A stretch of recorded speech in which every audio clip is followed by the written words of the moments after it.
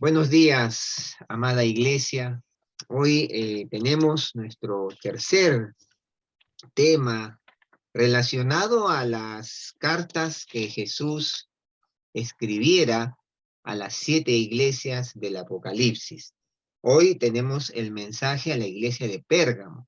Quiero invitarles que por favor me acompañen a el libro de Apocalipsis, capítulo 2.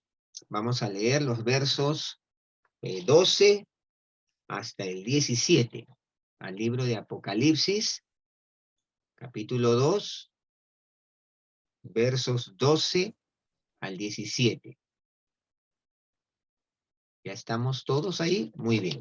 Vamos a leer la palabra de Dios. Dice así, Apocalipsis 2, 12 al 17. Y escribe al ángel de la iglesia en Pérgamo.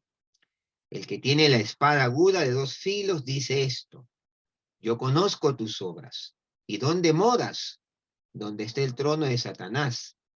Pero retienes mi nombre y no has negado mi fe, ni aun en los días en que Antipas, mi testigo fiel, fue muerto entre vosotros, donde mora Satanás. Pero tengo unas pocas cosas contra ti, que tienes ahí a los que retienen la doctrina de Balaán, que enseñaba a Balac a poner tropiezo ante los hijos de Israel, a comer de cosas sacrificadas a los ídolos y a cometer fornicación. Y también tienes a los que retienen la doctrina de los nicolaitas, la que yo aborrezco. Por tanto, arrepiéntete, pues si no, vendré a ti pronto y pelearé contra ellos con la espada de mi boca. El que tiene oído, oiga lo que el Espíritu dice a las iglesias. Al que venciere, daré a comer del maná escondido y le daré una piedrecita blanca, y en la piedrecita escrito un nombre nuevo, el cual ninguno conoce sino aquel que lo recibe. Vamos a orar, hermanos, vamos a orar. Acompáñenme en oración. Señor, en esta mañana te damos gracias por este tiempo que tú nos regalas delante de tu presencia, tiempo en el cual podemos adorarte, cantarte y agradecerte por tantas cosas que tú haces en nosotros.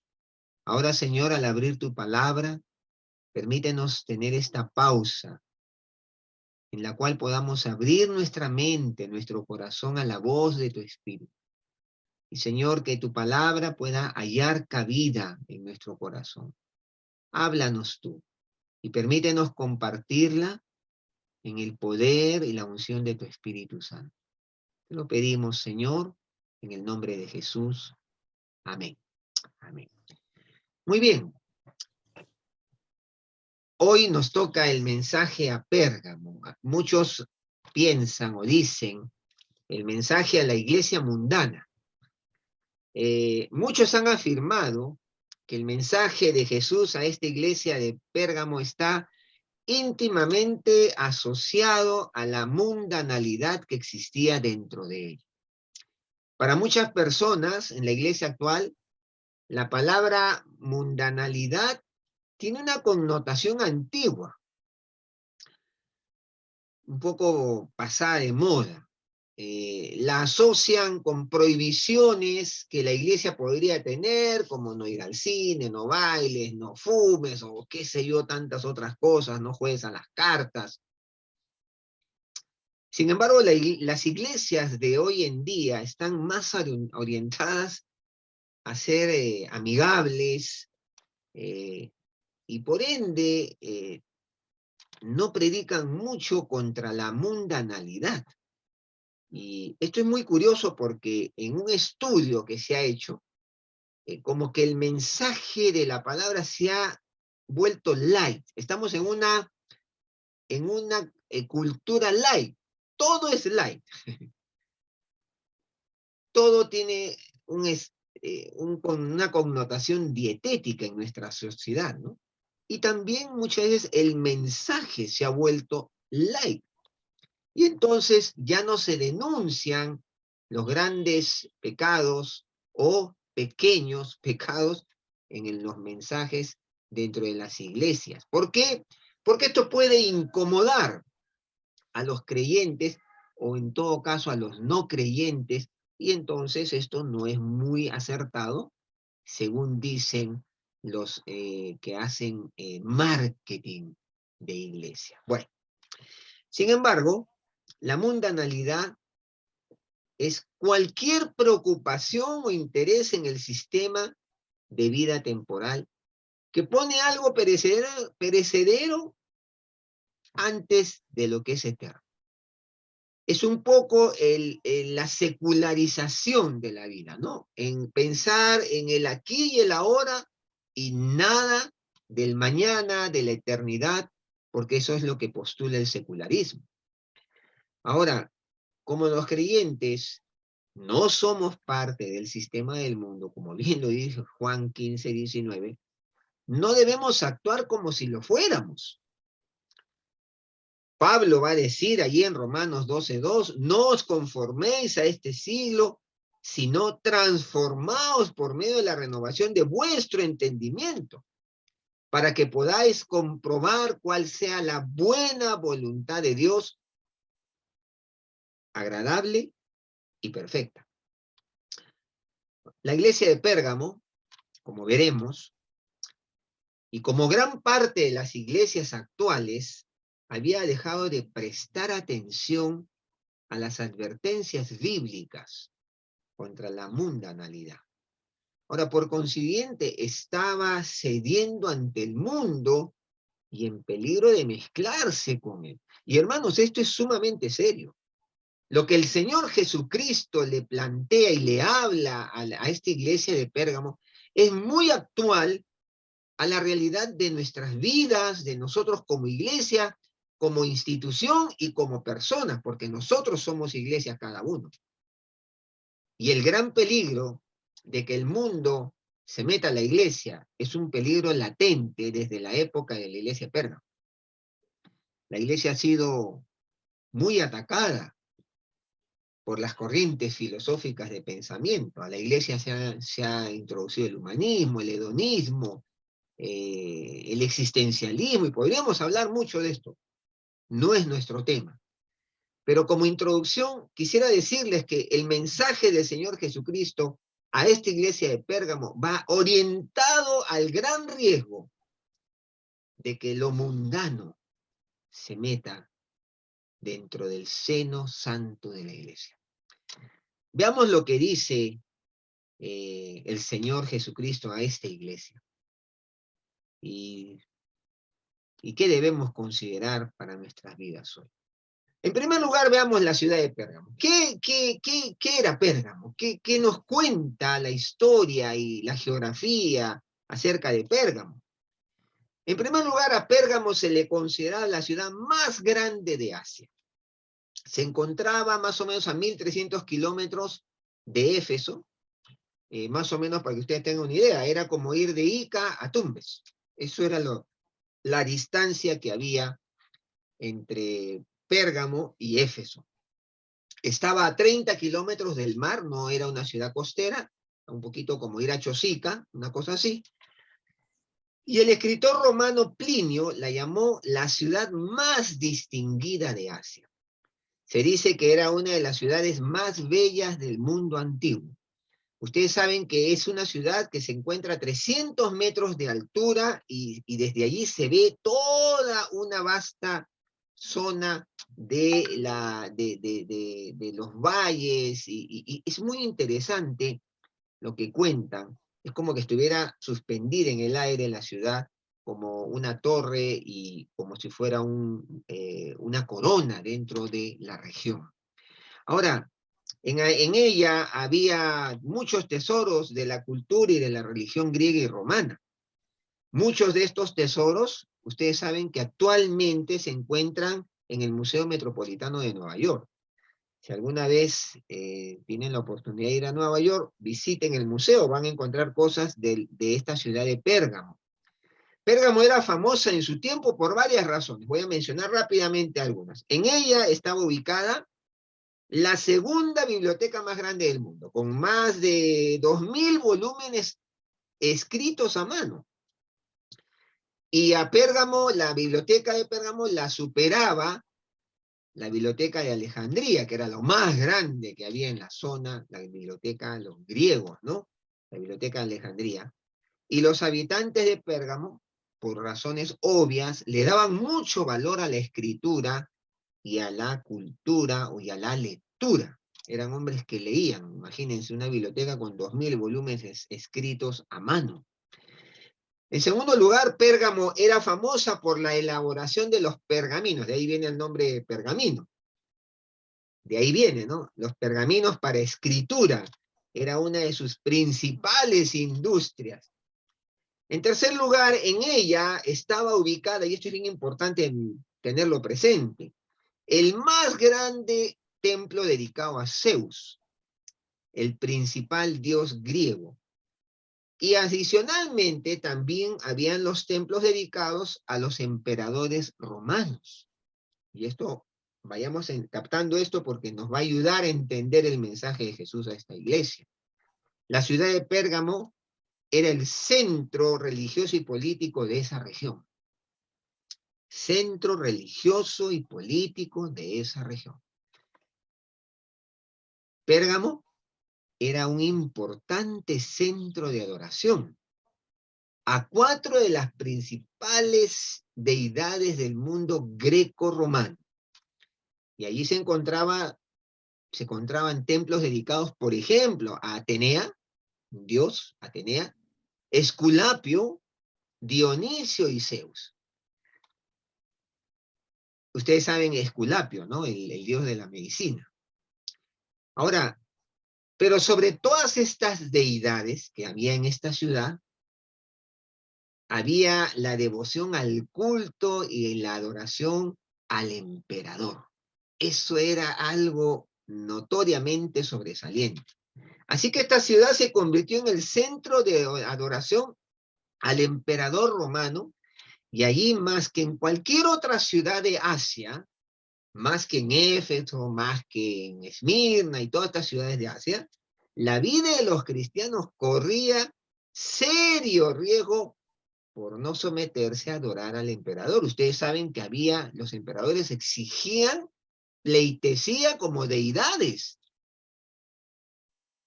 Y ese era el gran tema de Pérgamo. Ahora, Pérgamo sobrevive hasta el día de hoy en la ciudad turca de Bergama, ¿no? Bergama.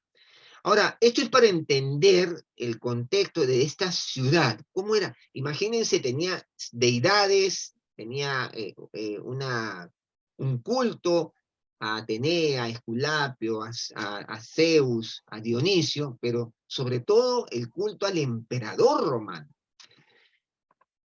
El señor de la iglesia de Pérgamo, dice el verso 12, el que tiene la espada aguda de 2 filos, dice esto. Es el Señor Jesucristo resucitado y glorificado, el Señor de la iglesia de Pérgamo.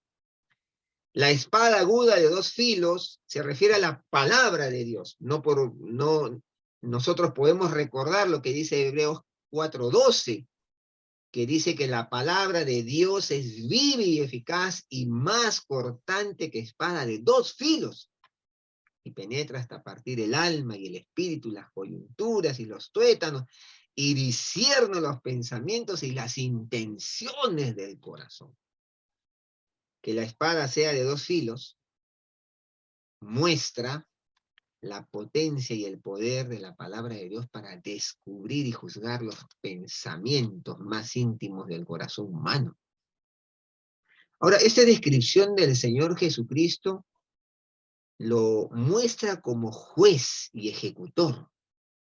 El que tiene la espada aguda de 2 filos dice esto. Miren, hermanos, aquí Jesús se presenta como ese juez y ejecutor.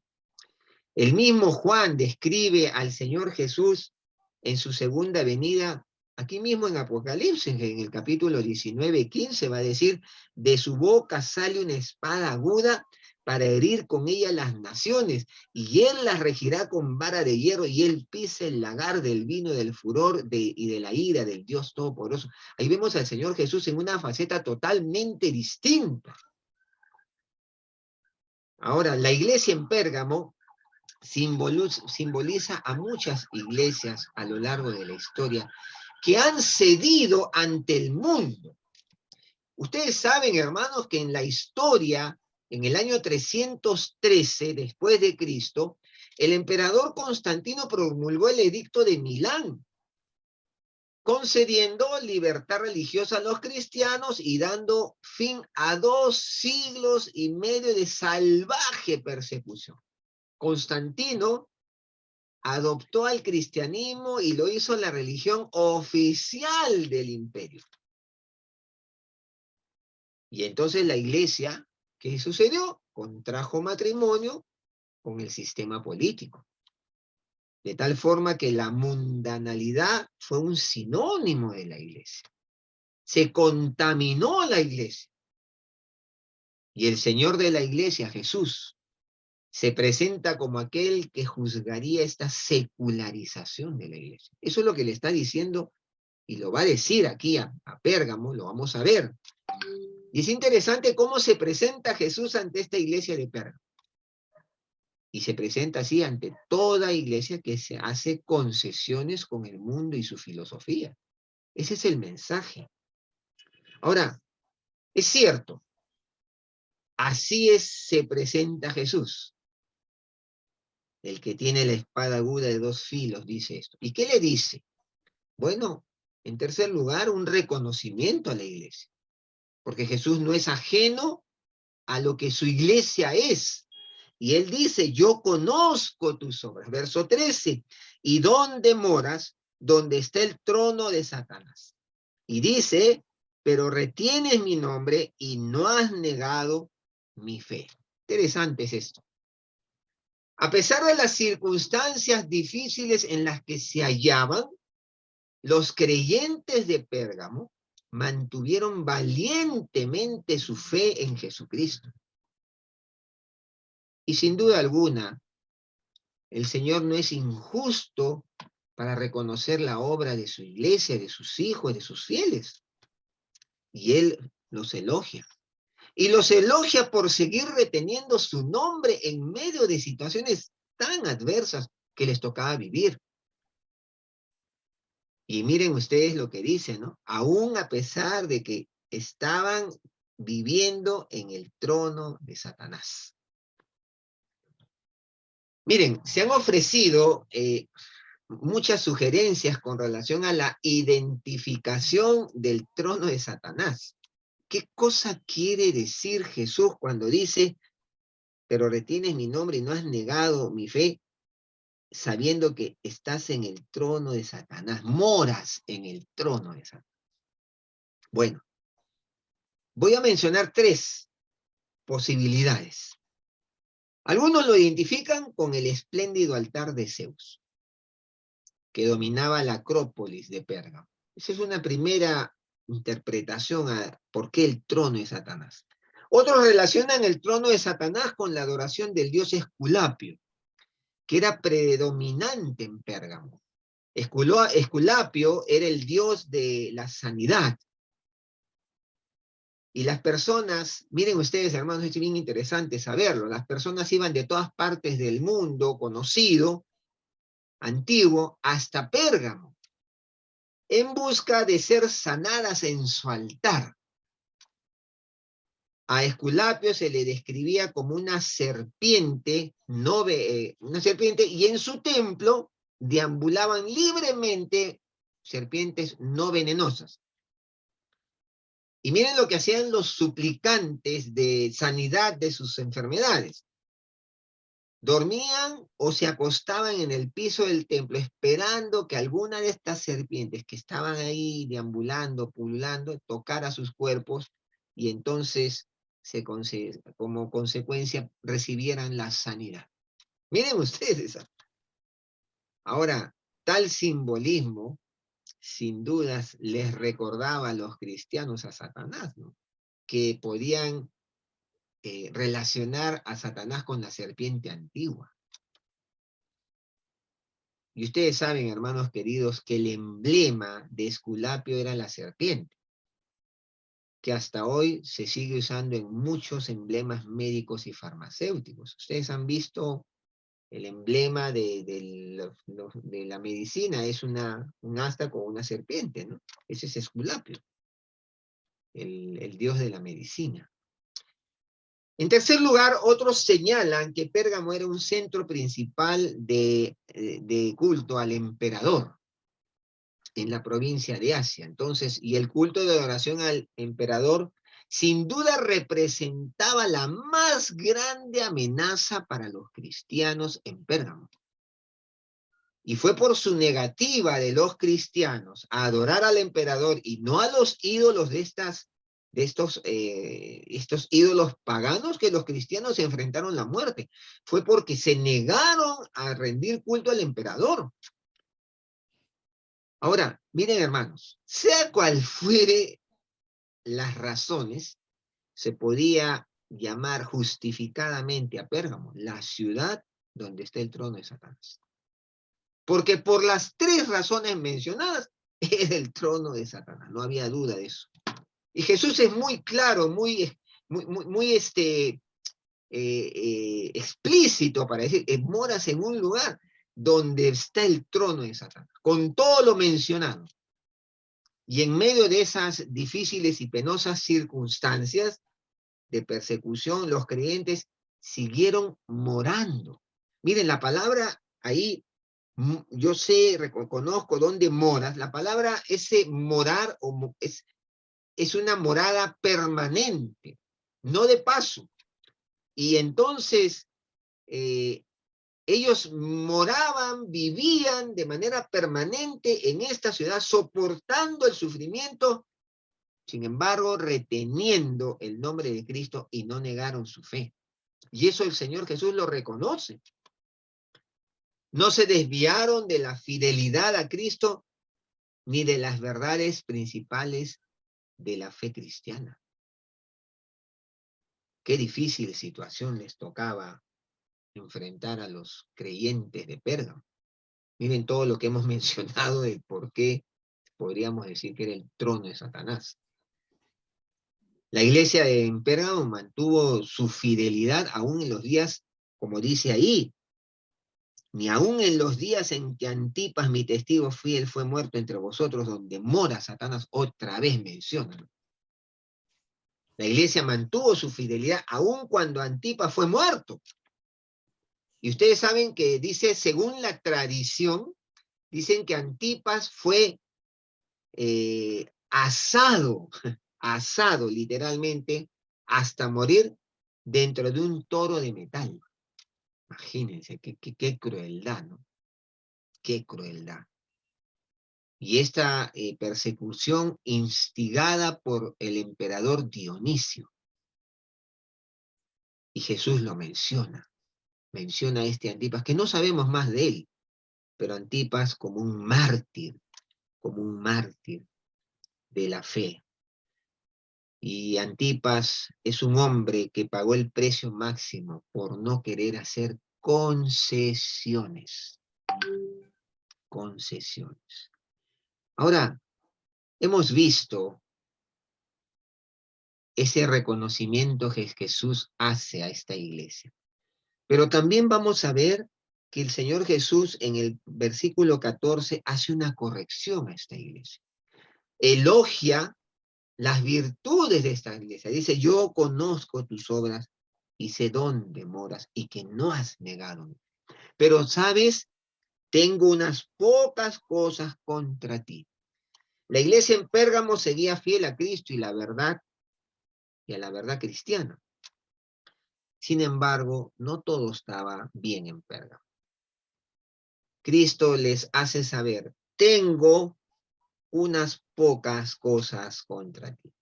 Su reproche era porque tenían ahí temas pendientes. Miren lo que dicen. Que tienes ahí a los que retienen la doctrina de Balaam, que enseñaba a Balac a poner tropiezo ante los hijos de Israel, a comer de cosas sacrificadas a los ídolos y a cometer fornicación. Y también tienes a los que retienen la doctrina de los nicolaitas, la cual yo aborrezco. Bueno, ¿qué cosa quiere decir todo esto? Había algunos asociados con la iglesia que comenzaron a creer falsas doctrinas. Y Jesús estaba preocupado con esto.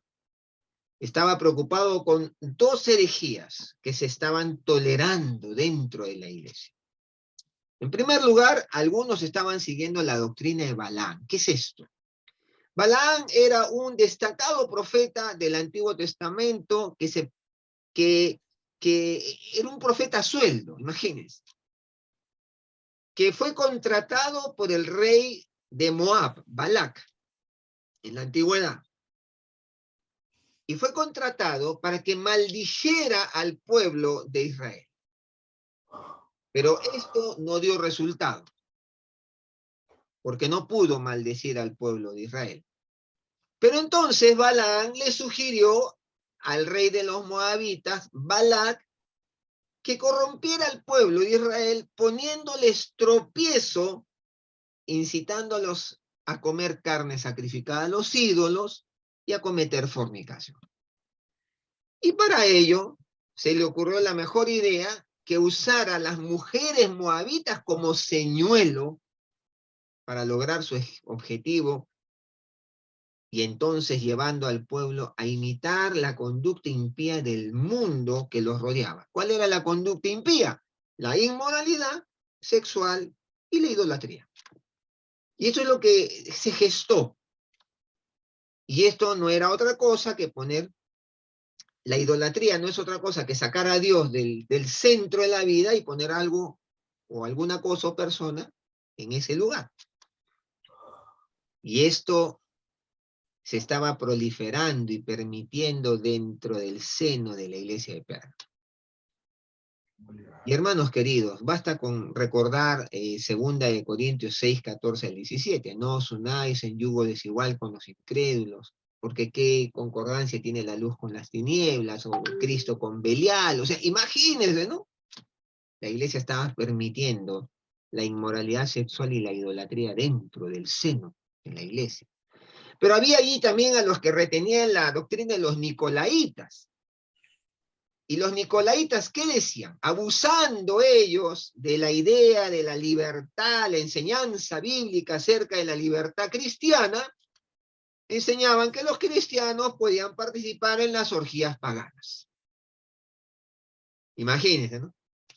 Somos libres en el Señor, no nos hacemos problema y podemos participar en las orgías paganas. Ellos sedujeron a la iglesia a la inmoralidad sexual y la idolatría. Era el mismo concepto, solo que en gente del Nuevo Testamento.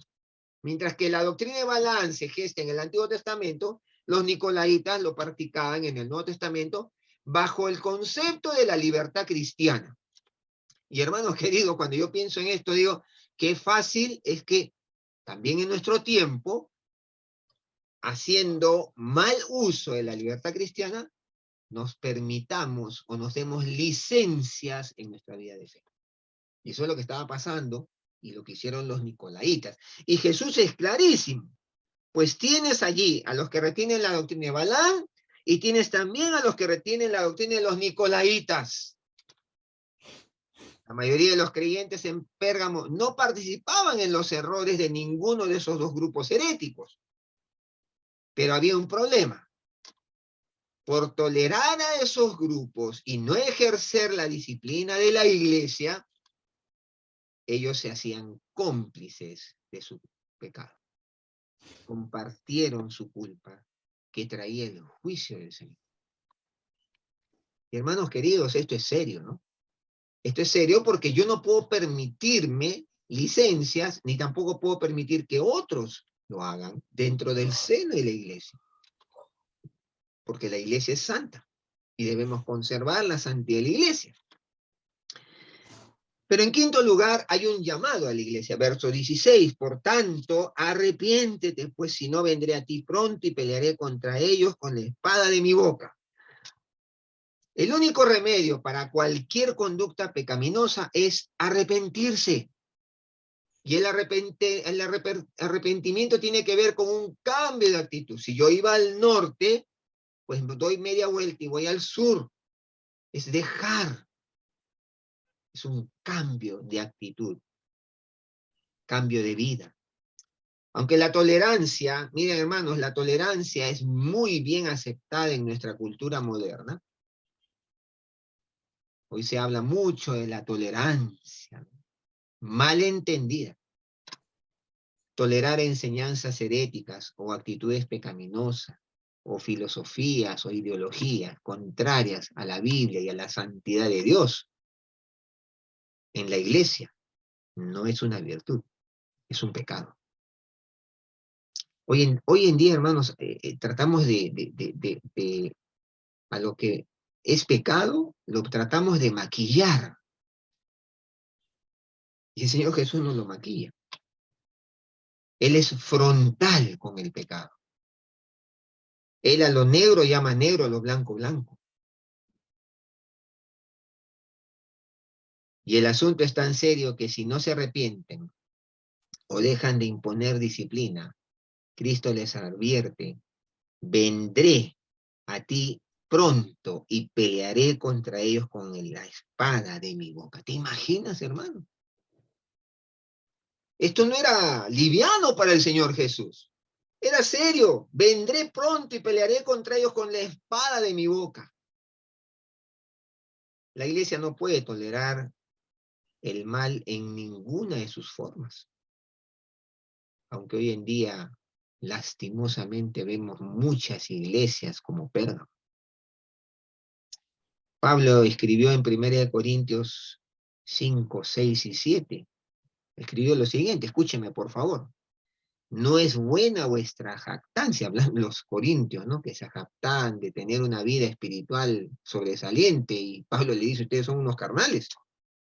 Y le dice: no es buena vuestra jactancia, ¿no sabéis que un poco de levadura leuda toda la masa? Limpiaos pues de la vieja levadura para que seáis nueva masa sin levadura como sois. Los que hacen repostería saben cómo la levadura leuda toda la masa, ¿no? Y ese es el problema del pecado. El pecado se mete y va contaminando rápidamente todo el cuerpo. A los creyentes que están en pecado se les debe confrontar con la palabra poderosa de Dios en un espíritu de amor y compasión. Sí, claro que sí. Pero hermano querido, con firmeza. No se puede ser blando. Hay que hacerlo con amor, con compasión, considerándonos a nosotros mismos, pero con firmeza. Y hermanos queridos, en la iglesia de Cristo no se puede tolerar el pecado en ninguna de sus formas, sean ocultos estos pecados o visibles, porque van contra la santidad de Dios. Y si alguno está tolerando algún pecado oculto en su vida, recuerden que el Señor le puede disciplinar seriamente. Hermanos, dice allí: arrepiéntete, pues si no, vendré a ti pronto y pelearé contra ti con la espada de mi boca.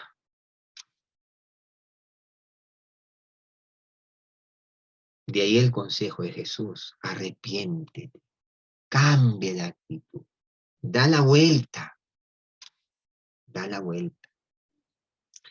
Pero en sexto lugar hay una promesa hermosa a la iglesia. Verso 17, ya terminando este mensaje de Jesús a esta iglesia. Él hace una promesa, dice: el que tiene oído, oiga lo que el Espíritu dice a las iglesias. Al que venciere daré a comer del maná escondido, y le daré una piedrecita blanca, y en la piedrecita escrito un nombre nuevo, el cual ninguno conoce sino aquel que lo recibe. Cristo aquí concluye su carta con palabras de consejo y aliento. El que tiene oídos para oír, oiga lo que el Espíritu dice a las iglesias. Él subraya la gran importancia de las palabras que Cristo está diciendo. El que tiene oídos para oír, oiga, no lo deje pasar. Y habla de la responsabilidad de los creyentes de oírlas y prestarles atención y ponerlas por obra. Hermano querido, cuando el Señor dice: el que tiene oídos para oír, oiga, es porque está diciendo: por favor, escúchame, préstame atención. Y Cristo promete tres cosas hermosas a los miembros fieles de la iglesia de Pérgamo. Él promete darles a comer del maná escondido. ¿Qué es esto? El maná escondido representa a Jesucristo, el pan de vida que descendió del cielo. Ahí Juan 6, 48 al 51 habla, ¿no? Que Jesús es el pan descendido del maná del cielo. Y Él proporciona sustento espiritual a los que ponen en Él su fe. Hermano querido, entiende eso. Él provee sustento espiritual a los que ponen su fe en Él. El maná escondido simboliza todas las bendiciones y los beneficios de conocer al Señor Jesucristo. Qué precioso es eso.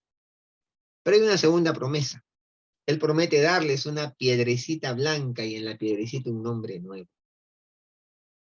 A los que vencían en las competencias deportivas, escúchame, del contexto, de dónde viene, qué cosa está queriendo decir Jesús, porque nosotros leemos esto y no lo entendemos.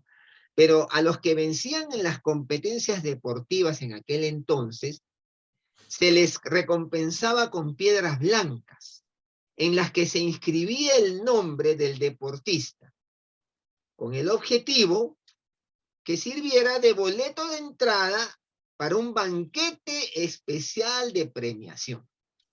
Así era.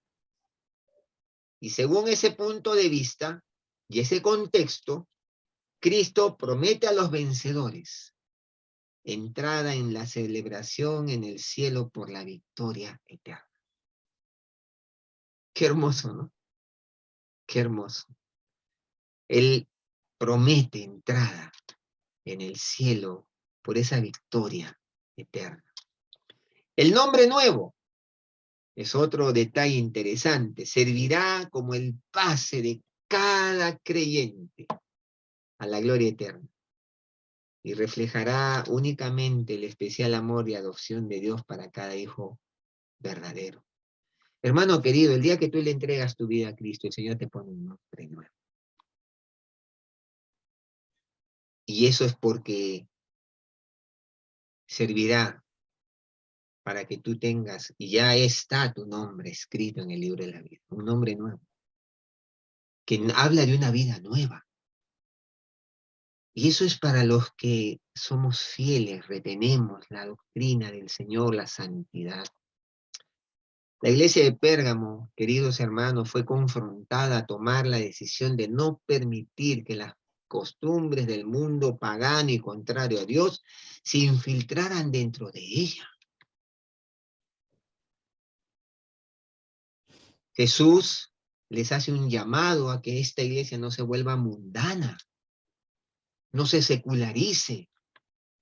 Hoy el Señor también nos llama a nosotros la atención a no permitir que el mundo con sus pasiones y deseos se infiltren en nuestras vidas y de esa forma en su iglesia. Porque hermanos, tú y yo somos iglesia. No solo es la institución, tú y yo somos la iglesia. Y si el mundo y sus pasiones se meten en nuestra vida y se infiltran en nuestra vida, pues vamos a ser víctimas de esta mundanalización de nuestra fe. Y hermano, yo quiero dejar contigo algunas preguntas.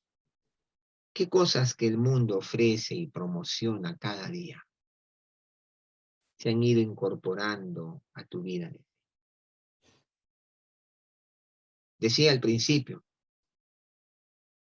hoy en día las corrientes filosóficas, el humanismo, el hedonismo, el existencialismo, el secularismo, se ha metido a la iglesia sutilmente.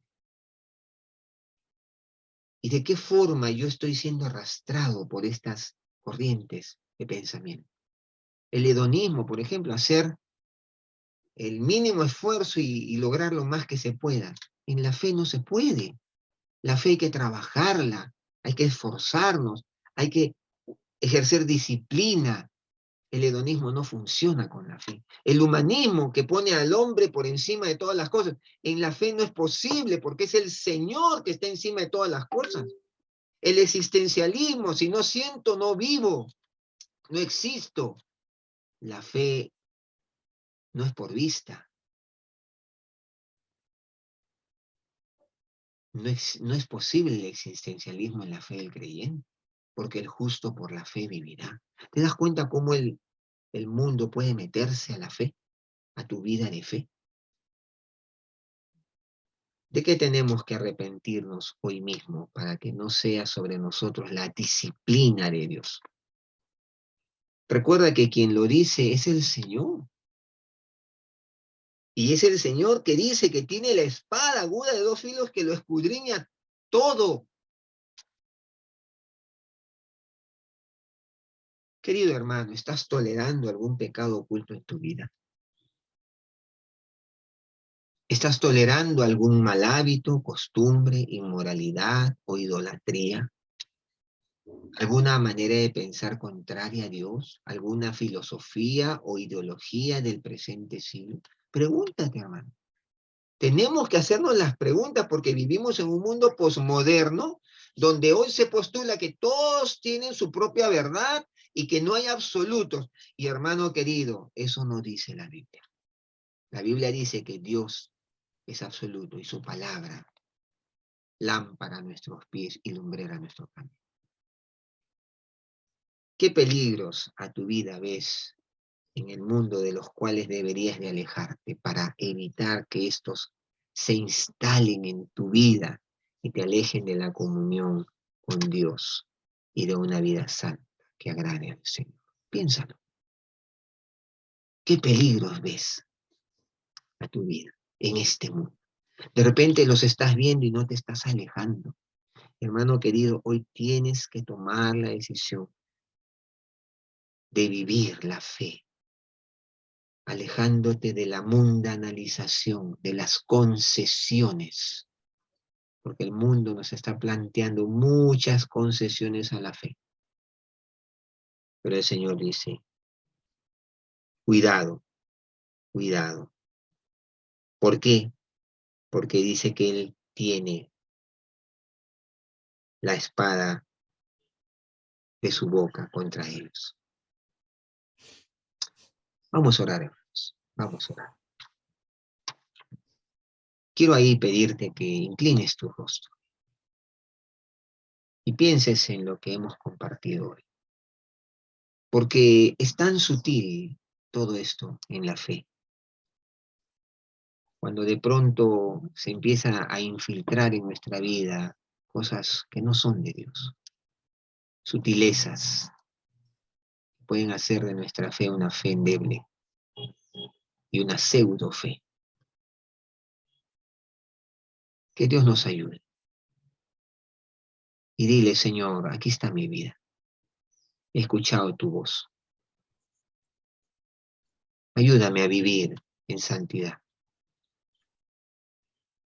Y hermano querido, si en tu vida estás tolerando algún pecado oculto, algún mal hábito, costumbre, inmoralidad o idolatría, que es quitar a Dios del primer lugar de tu vida, o alguna manera de pensar la estás adoptando en tu vida que no es de Dios, alguna filosofía o ideología o lo que fuere, dile, Señor, me arrepiento. Vengo a ti, Señor, perdóname. Quiero ser de los que retienen tu palabra y no han negado la fe, aunque es vivo donde esté el trono de Satanás. Díselo, díselo al Señor. Ahí en la quietud de tu corazón, a solas, dile al Señor. Amado Dios, en esta mañana hemos abierto tu palabra tan directa, tan clara, Señor. Y nos advierte, Señor, del peligro de incorporar cosas ajenas al Evangelio, a nuestra vida de fe. Sutilezas que el diablo ha planteado, ideologías, filosofías, herejías, hábitos, costumbres. Y hoy nos adviertes de evitar que nuestra fe se haga mundana. Y Señor, hoy te pedimos que nos ayudes a identificar estas cosas en nuestra vida y arrepentirnos si es que estamos incorporándolas a nuestra vida de fe, a esta vida de fe que no tiene nada que ver con el mundo, ni sus corrientes y pensamientos y pecados y malos hábitos. Tú nos has llamado a una vida de santidad, a una vida apartada para ti, en donde tu palabra nos rige, en donde tu palabra nos enseña el camino a seguir. Perdónanos, Señor. Y Padre, limpia la vida nuestra, empezando por mi vida, Padre. Y oh Dios, por la vida de mis hermanos que están orando a ti allí en sus hogares de manera personal. Oh Dios, permítenos ser una iglesia santa, ser creyentes, iglesias individuales, santos, santas, para tu gloria, Señor. Y Padre, concédenos la victoria en medio de esta sociedad secularizada que ha tratado de corromper a tu iglesia con sus ideas, hábitos, malos, costumbres. Señor, danos el poder, conservarnos en fidelidad a ti y no negar tu nombre ni la fe. Bendice a tu iglesia, Señor. Aplica tu palabra a cada corazón y escucha la oración de mis hermanos que están haciendo allí en lo personal de sus vidas. Gracias, Señor, por tu palabra. Nos arrepentimos, Señor, de todo aquello que pudiera haber estado siendo estorbo en nuestra vida y comunión contigo. Oramos así, Señor, en el nombre de Jesús. Amén. Amén. Que Dios les bendiga, amada iglesia.